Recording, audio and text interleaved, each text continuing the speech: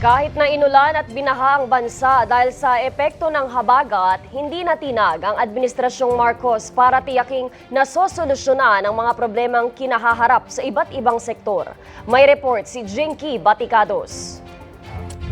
Mula sa pagharap sa baha at matinding ulan hanggang sa edukasyon, kalusugan, seguridad at kabuhayan, naging abala ang pamahalaan sa sunod-sunod na hamon sa nakalipas na linggo. Noong Agosto 17, tumungo si Pangulong Ferdinand R. Marcos Jr. sa Negros Oriental at muling tiniyak ang social assistance para sa mga komunidad sa ilalim ng Bawat Bayan Makikinabang program. Naglaan din ang gobyerno ng karagdagang halos 10 billion pesos para punan ang funding shortfall ng 108 state universities and colleges.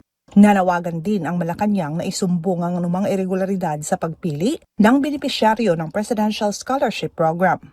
Pagsapit ng Agosto 18, pinaiigting ng Pangulo ang koordinasyon ng mga ahensya sa flood control habang nagpatuloy ang rescue at monitoring operation. Naglibreng sakay din ang DOTR sa EDSA habang tiniyak ng DSWD na may sapat na pagkain sa mga bodega nito. Kasabay ng pagresponde sa baha, inatasan din ang pagtatayo ng cold storage facilities sa Cordillera upang hindi masayang ang ani ng mga magsasaka.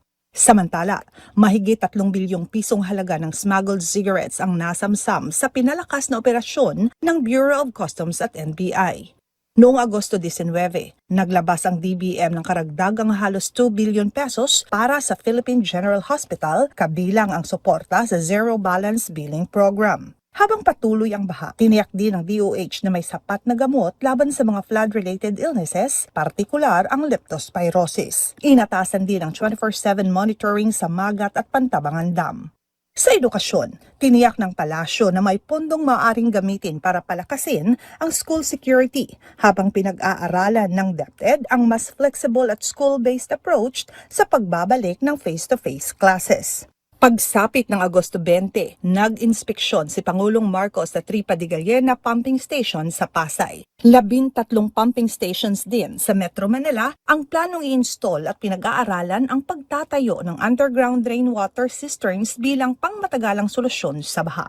Isinulong din ang waste to energy programs na maaaring maipatupad pagsapit ng 2027. Tiniyak ng Malacanang na tuloy ang investigasyon sa mga umano'y irregularidad sa flood control projects habang pinaalalahanan ng mga kumpanya na sumunod sa Extended Producer Responsibility Act. Paggalang naman sa karapatan ng bawat isa ang mensahe ni Pangulong Marcos nitong Ninoy Aquino Day.